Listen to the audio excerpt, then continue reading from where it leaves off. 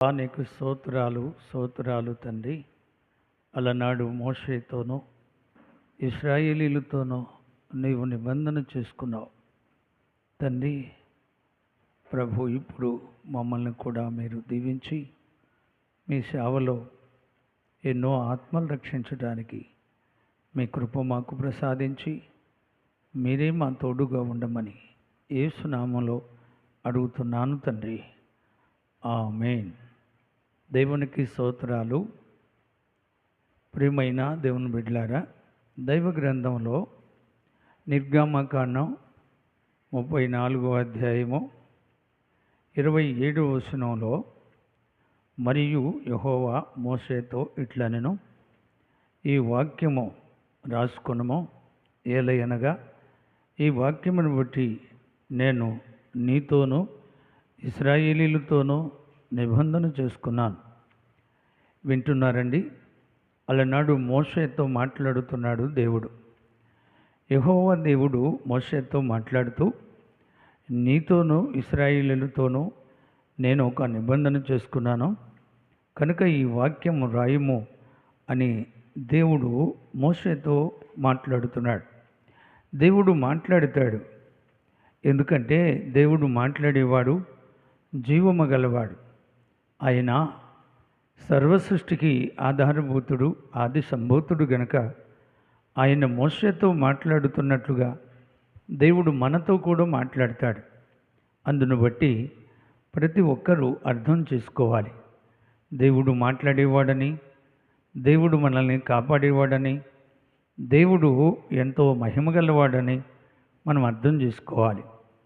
ఆ తరువాత మోషేతో మాట్లాడి 28వ వచనంలో, అతడు రేయింబగళ్ళు యెహోవాతో కూడా అక్కడే ఉండెను.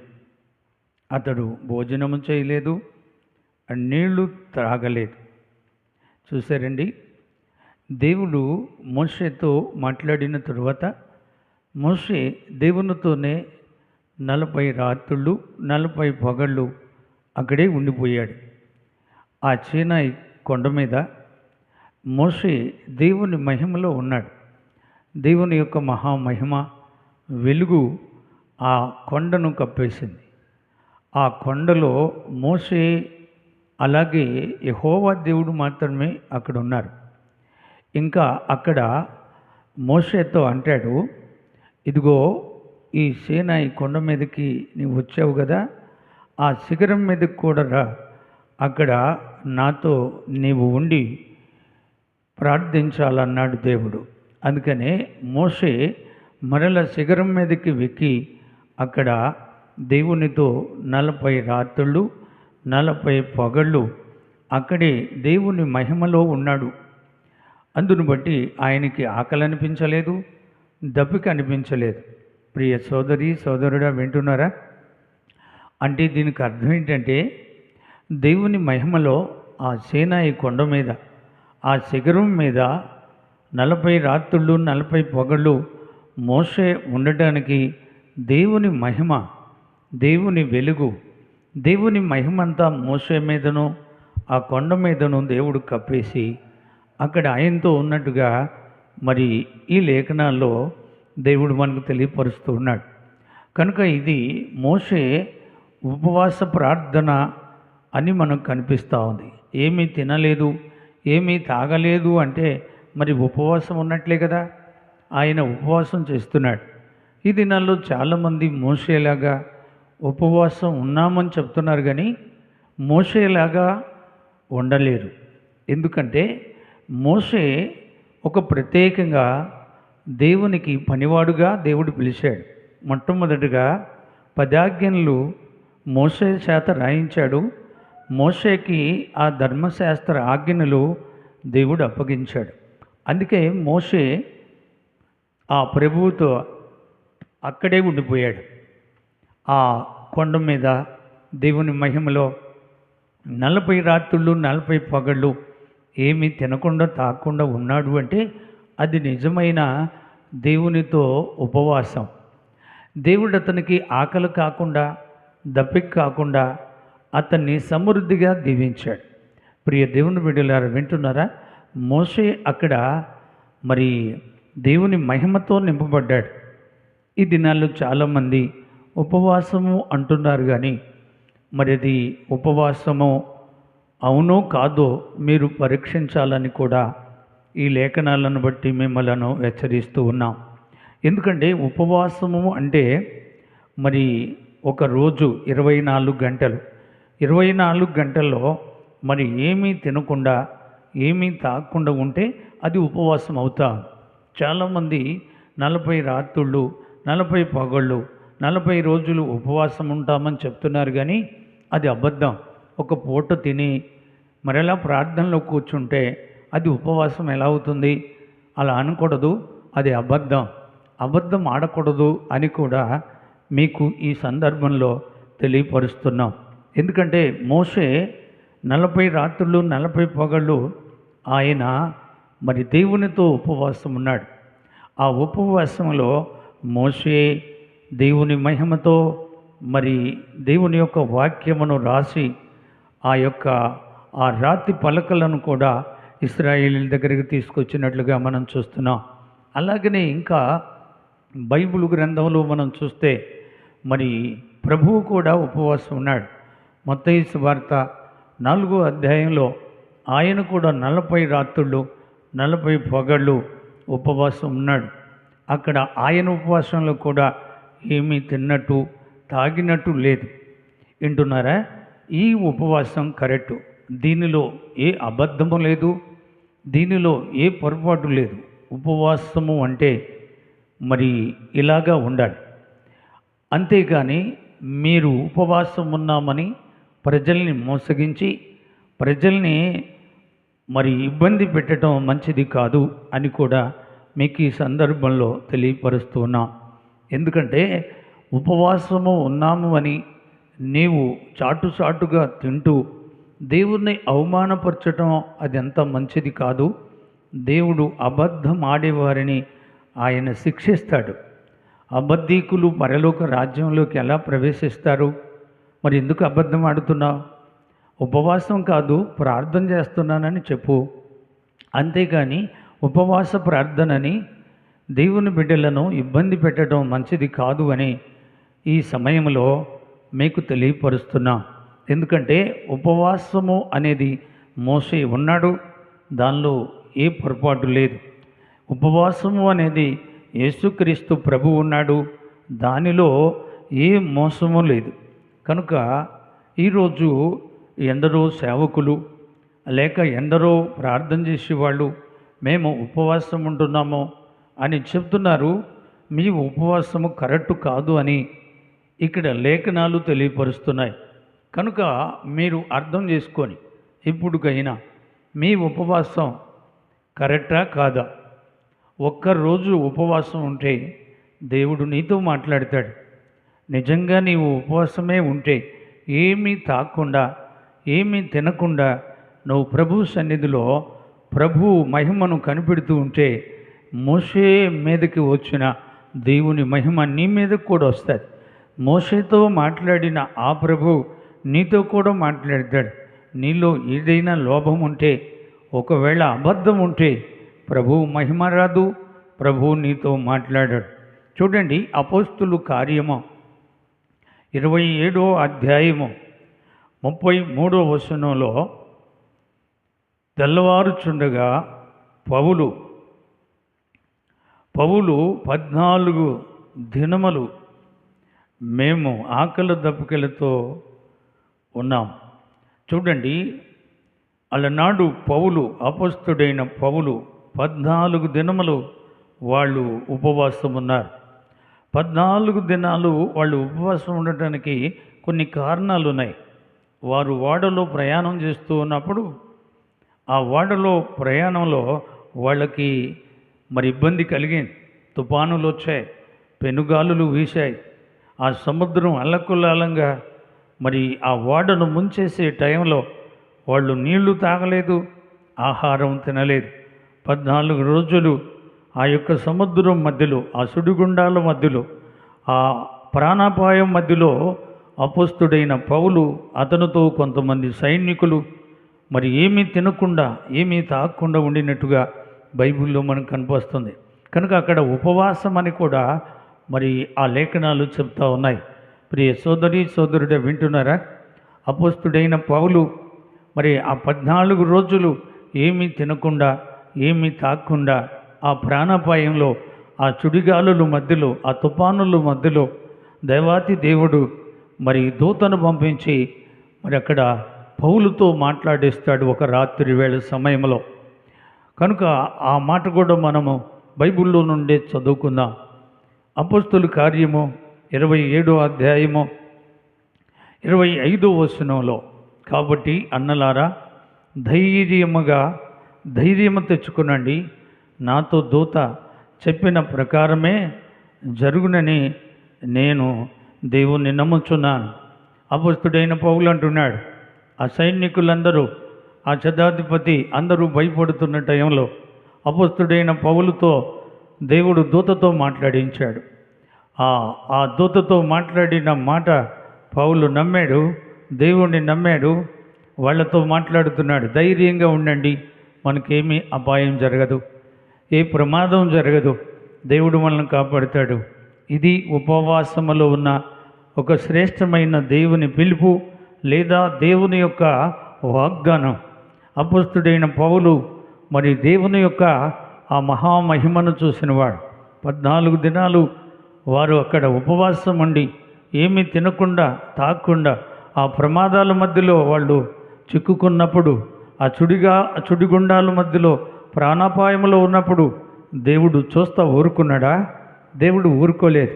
దూతను పంపించి అపోస్తుడైన పౌలుతో చెప్తున్నాడు, ఇదిగో ఈ వాడలో ఎవరికే అపాయం జరగదు. కనుక ఈ వాడలో ఉన్న సైనికులందరినీ అపోస్తుడైన పౌలుకు దేవుడు అప్పగిస్తే, అపోస్తుడైన పౌలు ఆ వాడలో ఉన్న సైనికులను, ఆ శతాధిపతిని వాళ్ళందరినీ కూడా ధైర్యపరిచి ఆ తరువాత దేవుడు ఆ ఓడను ఒక దరికి తీసుకెళ్ళినప్పుడు వారు క్షేమంగా ఒడ్డుకొచ్చినట్లుగా మనం చూస్తున్నాం. ప్రియ సోదరి సోదరుడా వింటున్నారా? ఎందుకంటే ఉపవాస ప్రార్థనలో ఎంతో మహిమన్నది. అది నిజమైన ఉపవాస ప్రార్థన కావాలి. అలాంటి ప్రార్థన నువ్వు చేయగలిగి ఉంటే తప్పక దేవుడు నిన్ను అనేక విషయాల్లో దీవిస్తాడు, అనేక ప్రమాదాల్లో కాపాడుతాడు. దేవుడు ముఖాముఖిగా మాట్లాడతాడు. అపోస్తుడైన పౌలుతో మాట్లాడిన దేవుడు నీతో నాతో కూడా మాట్లాడతాడు. ఎందుకు అబద్ధం చెబుతున్నారు? ఉపవాసమని ప్రజల్ని ఎందుకు మోసగిస్తున్నారు? తప్పు కదా. ఎప్పటికైనా తెలుసుకునండి. ఉపవాసము అంటే 24 గంటలు ఏమీ తినకుండా ఏమీ తాగకుండా నీ ఉంటే ఒక్కరోజు ఉపవాసం. ఇలాంటి రోజులు 40 రోజులు ఉన్నాడు మోషే. అలాగే 40 రోజులు యేసు ప్రభు ఉన్నాడు. ప్రియ సోదరి సోదరుడా వింటున్నారా? మోషే 40 రాత్రులు 40 పగళ్ళు దేవుని దగ్గర నమ్మకంగా ఉపవాసం ఉంటే ఆ తరువాత అతడు దేవుణ్ణి ఏదడిగినా ఇచ్చాడు. అపాయంలో ఎర్ర సముద్రం మధ్యలో దేవుణ్ణి అడిగితే ఎర్ర సముద్రాన్ని 2 పాయలు చేశాడు. మరి ఈరోజు ఆ 40 రోజులు ఉపవాసం ఉంటే నీకు కూడా అలాంటి అద్భుతాలు జరగాలి. మరి జరుగుతున్నాయా? వాస్తవంగా చెప్పు. ఎందుకు అబద్ధం ఆడుతున్నా? ఉపవాసము అంటే 24 గంటల్లో ఏమీ తినకుండా ఏమీ తాగకుండా ఉంటేనే ఉపవాసం. అలాగా 40 రోజులు మోషే ఉపవాసం ఉన్నాడు కనుక ఎర్ర సముద్రాన్ని 2 పాయలుగా చేసి ఆరిన నేలలో ఇశ్రాయేలీలను మోషేని నడిపించలేదా దేవుడు? మరి ఎందుకు నువ్వు అలాంటి కార్యాలు చేయలేకపోతున్నావు? దేవుని దగ్గర అబద్ధం ఆడొద్దు, ప్రజల దగ్గర అబద్ధం ఆడొద్దు. మనం ఎన్నాళ్ళు బ్రతుకుతాం? అంతలో కనపడి అంతలోనే మాయమైపోయి ఆవిర్లాంటి వాళ్ళం మనం. ప్రియ సోదరి సోదరుడా, దేవుని పని కరెక్ట్గా చేయాలి. దేవుని సేవలో ఎలాంటి పొరపాట్లు ఉండకూడదు. ఒకవేళ ఏదైనా పొరపాటు ఉంటే క్షమాపణ కోరుకోవాలి, దేవుణ్ణి వేడుకునాలి, దేవునికి ప్రార్థన చేసుకునాలి. అలాగా మోషే ప్రభు పాదాల దగ్గర ఎంతో ప్రలాపించాడు, వేడ్చాడు. ఆ సీనాయి కొండ మీద దేవుడు 40 రోజులు నిజంగా ప్రార్థన చేశాడు, ఉపవాసం ఉన్నాడు. అలాంటి మంచి ప్రార్థన నీ జీవితంలో ఉంటే నిజంగా నీ పట్ల ఎన్నైనా దేవుడు చేయగలడు, ఎన్ని మేలులైనా చేయగలడు. ఎందుకంటే అపోస్తుడైన పౌలు 3 సంవత్సరాలు కన్నీటి ప్రార్థన చేశాడు. అందుకనే ఆయనకు దేవుడు మరి ఎప్పటికప్పుడే దేవుడు మాట్లాడుతూ ఉండేవాడు. వెళ్ళే మార్గమున గురించి చెప్పేవాడు. అనేక ప్రాంతాలకు వెళ్ళాలి అంటే దేవుని యొక్క అనుమతి తీసుకొని పరిశుద్ధాత్మ ద్వారా వెళుతూ ఉండేవాడు. అపోస్తలుల కార్యం 27వ అధ్యాయము 10వ వచనంలో అప్పుడు పౌలు, అన్నలారా, ఈ ప్రయాణం వలన సరుకులకే కాక వాడకే కాక మన ప్రాణాలకు కూడా అపాయం జరుగుతూ ఉన్నది, దయచేసి నా మాట వినండి అని ఆ యొక్క అధికారిని అడిగినప్పుడు ఎంత మాత్రం వాళ్ళు పౌలు మాట నమ్మలేదు. ఆ యొక్క అధికారి మాటే, జైలు అధికారి మాట విన్నారు, ప్రమాదంలో పడిపోయారు. ఎందుకంటే ఒక నిజమైన దైవ సేవకుడు ఆత్మీయంగా మాట్లాడుతున్నప్పుడు అది ప్రభువు మాటని, దేవుని మాటని అక్కడ తెలుసుకొని ఆ ప్రయాణాన్ని ఆపినట్లయితే వారికి కానీ ఆ వార్డులో ఉన్న సరుకులకు కానీ మరి ఇంకా ఏ ప్రమాదం జరిగేది కాదు. పౌలు మాట వినలేదు, ప్రమాదంలో పడిపోయారు. సుడిగుండాల మధ్యలో ప్రాణాపాయంలో వారెంతో ధైర్యం చెడిన మనుషులుగా ఆ యొక్క సైనికులు అధిపతి పౌలు ధైర్యంగానే ఉన్నాడు. కారణం ఏంటంటే పౌలుకు దేవుని వద్ద నుండి ఎప్పటికప్పుడే ధైర్యమైన మాటలు దేవుడు చెప్తున్నట్లుగా మనం చూస్తున్నాం. ఈరోజు నువ్వు ఎలా ఉన్నావు? నీ ప్రార్థన ఎలా ఉంది? నీ భక్తి ఎలా ఉంది? నువ్వు దేవుణ్ణి మోసగిస్తున్నావా? దేవుణ్ణి అవమానపరుస్తున్నావా? ప్రజలకు అబద్ధాలు చెప్పి ప్రజల్ని ఇబ్బంది పెడుతున్నావా? ఆయన రాకడ దినాల్లో ఉన్నాం, జాగ్రత్తగా ఉండాలి. అంచె దినాలు, కడవరి దినాలు, అపాయకరమైన కాలాల్లో ఉన్నాం. ప్రియ సోదరి సోదరుడా, వింటున్నావా? దేవుని పనివాడు మోషే దేవుని ఇల్లంతటిలో నమ్మకంగా ఉన్నాడని దేవుడు అతన్ని ఎంతగానో దీవించాడు. మరి అలాంటి పని చేస్తున్నావా? మోసపు పనులు చేస్తున్నావా? ఒక్కసారి ఆలోచించు. ఒకవేళ నువ్వు ఏమైనా అబద్ధం ఆడుతున్నట్లయితే రేపు ప్రభు తీర్పులో నిన్ను కఠినమైన శిక్షిస్తాడు. ఎందుకు అబద్ధాలు ఆడాలి? ఎందుకు ఉపవాసం ఉండలేనప్పుడు ఉపవాసం ఉన్నామని 40 రోజులు ఉపవాసం అని ఎందుకు నువ్వు అలాగా ప్రజల్ని మరి ఇబ్బంది పెడుతున్నా? ఇది కరెక్ట్ కాదు అని ప్రభువు పేరట మీకు నేను తెలియపరుస్తున్నా. దయచేసి ఇప్పుడుకైనా మనసు మార్చుకో. ప్రభు లేఖనాలను బట్టి ఆయన ఎలుగులో నడు. మోషే ప్రభువు మాట జవదాటకుండా ప్రభు పనిలో ఎంతో నమ్మకస్తుడిగా చేశాడు. అందుకనే దేవుని ఇంటంతటిలో మోషే నమ్మకస్తుడని హెబ్రీలకు రాసిన పత్రికలో ప్రభు తెలియపరిచినట్లుగా మనం చూస్తున్నాం. కనుక ప్రియ దేవుని బిడ్డలారా, ఆలోచించండి. యేసుక్రీస్తు ప్రభు ఎంతో మహిమ గలవాడు. ఈ యొక్క సమయమందు మనము ప్రభువుతో సరైన సంబంధం పెట్టుకుందాం. ఎందుకంటే మోషేకి ఇశ్రాయేలీలకు దేవునికి ఒక మంచి సంబంధం ఉంది. ఇక్కడ ప్రభు ఇశ్రాయేలీలతోనూ మోషేతోనూ నిబంధన పెట్టుకున్నాడు. ఆ నిబంధన ప్రకారంగా మోషే ఆ యొక్క దేవుని మార్గంలో నడిచాడు. ఎన్ని ఇబ్బందులు పడడానికి ఇష్టపడ్డాడు, కానీ ఎంత మాత్రం కూడా దేవుని విడిచిపెట్టకుండా ఇశ్రాయేలీలను నడిపించాడు. మోషే చాలా మంచి భక్తుడు. మోషేతో ముఖాముఖిగా దేవుడు మాట్లాడాడు. మరి ఈరోజు నీ భక్తి దేవునితో మాట్లాడే అంతగా ఆత్మీయంగా ఉందా లేదా? ఒకసారి ఆలోచించాలి. చాలామంది చాలా రకాలుగా అబద్ధాలు ఆడుతున్నారు. అది తప్పు. దేవుని రాకడ సమీపంలో ఉంది. ఎందుకు అబద్ధం ఆడాలి? అబద్ధీకులు పరలోక రాజ్యానికి వెళ్ళరని దేవుడు ప్రకటిస్తున్నాడు కదా. మరి ఎందుకు అబద్ధం ఆడాలి? తప్పు. అలా అబద్ధం ఆడొద్దు. ఇప్పుడైనా మనసు మార్చుకో. ప్రభు రాకట్లో ఉన్నాం. ప్రభు తీర్పులో నిలబడాలి. అక్కడ మనకు తీర్పు జరుగుతుంది. బైబిల్లో ఒక చక్కని మాట ఉంది బోధకుల గురించి. బోధకులు అనబడిన వారికి కఠినమైన తీర్పు ఉందని యాకోబు పత్రికలో నువ్వు చదవలేదా? మరి ఎందుకు చదివి అబద్ధాలు ఆడుతున్నా? ఎందుకు మరి ఉపవాసం ఉండకపోయినా ఉపవాసం ఉన్నానని నీవు ప్రజల్ని మరి మోసం చేస్తున్నా? ఇది తప్పు అని దేవుడు ఖండిస్తూ ఉన్నాడు. ఒకవేళ మోషేగాన అక్కడ ఏమైనా నేను తినాలా తాగాలంటే అది ఆయన ఉపవాసం ఫలించేది కాదు. ఆ 40 రాత్రులు 40 పగళ్ళు అక్కడ దేవుని మహిమలో ఈ యొక్క వాక్యాన్ని ఈ యొక్క సర్వలోక మానవాళ్లకు మోషే ద్వారా ఈ గ్రంథం ఇప్పుడు మన మధ్యలో ఉన్నట్టుగా మనం చూస్తున్నాం. కనుక ఈ గ్రంథ విలువను తెలుసుకోండి. ఈ గ్రంథం రాయించిన దేవుణ్ణి మహిమపరచండి.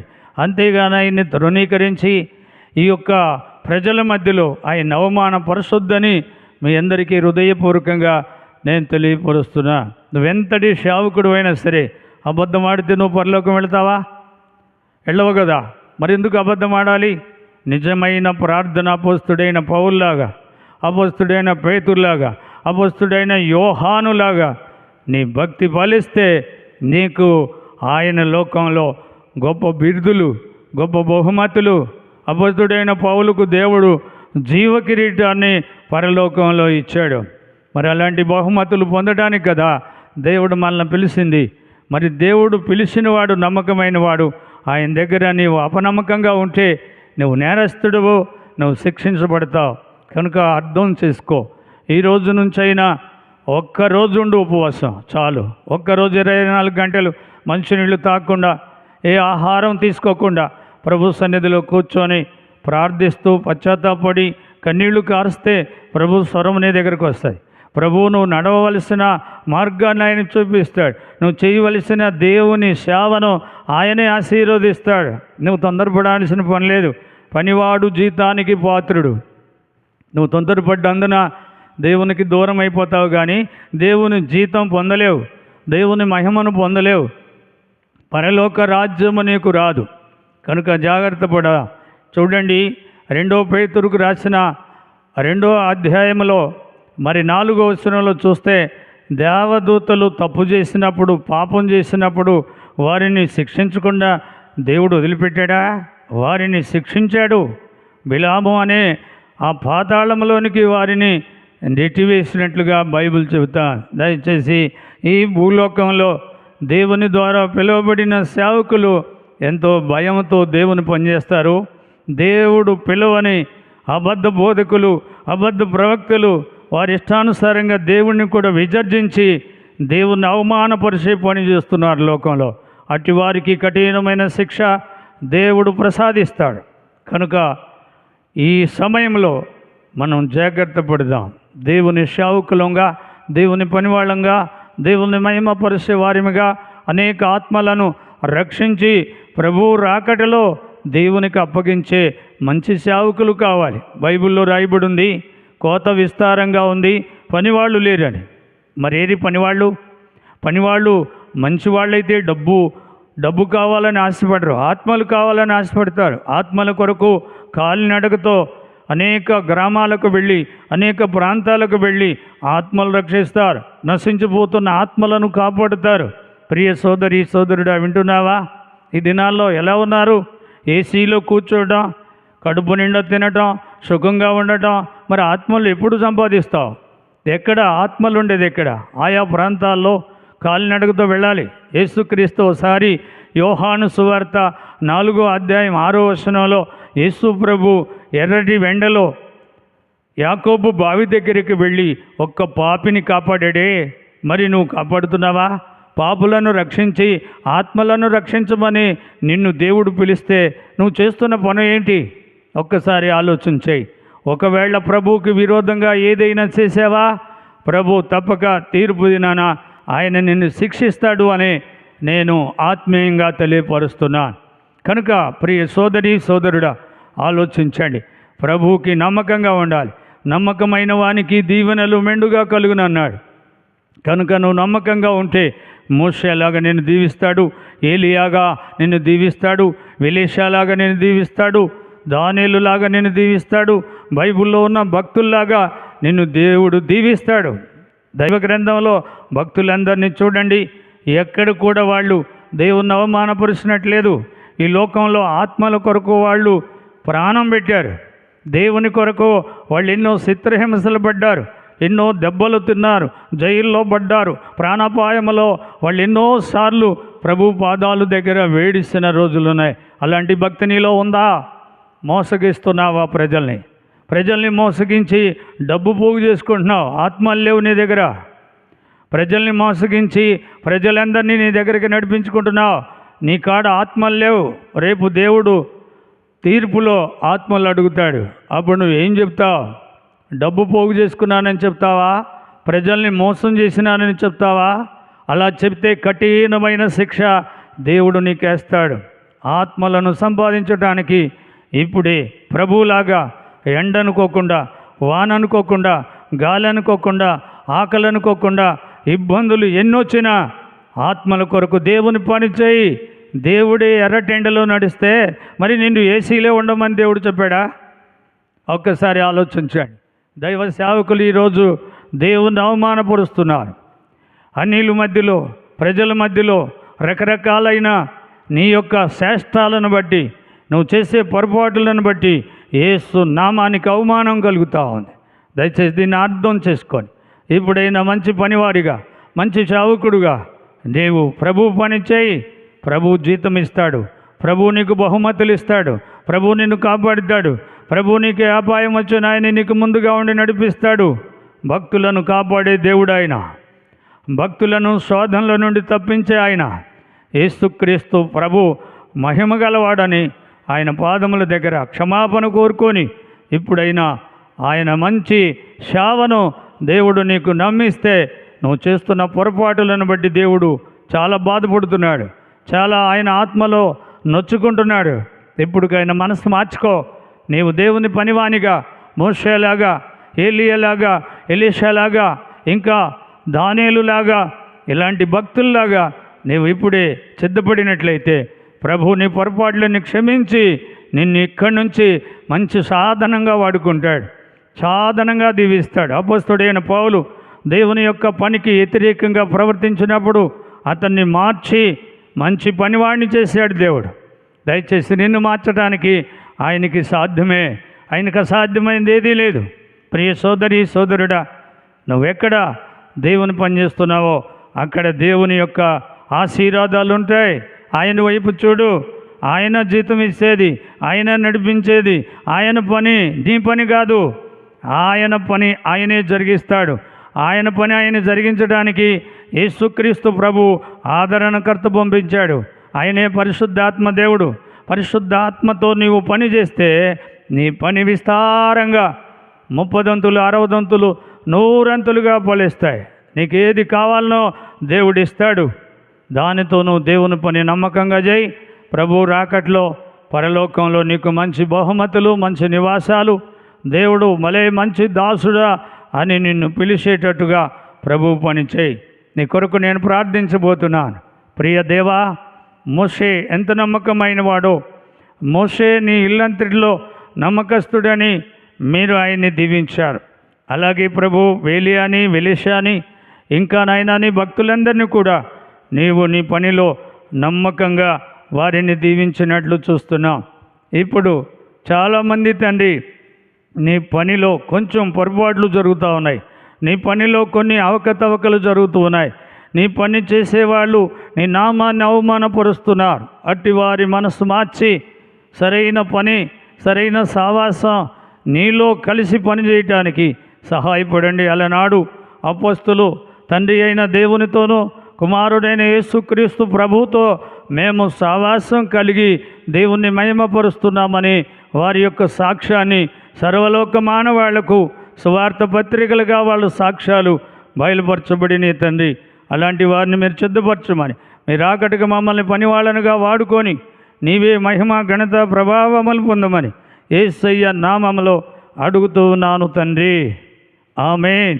మన తండ్రి అయిన దేవుని ప్రేమ, కుమారుడైన యేసుక్రీస్తు వారి కృప, పరిశుద్ధాత్మ అన్యోన్య సావాసం మనకును సకల పరిశుద్ధులకును ఇప్పుడు ఎల్లప్పుడూ సదాకాలము దేవుడు తోడై ఉండునుగాక. ఆమేన్.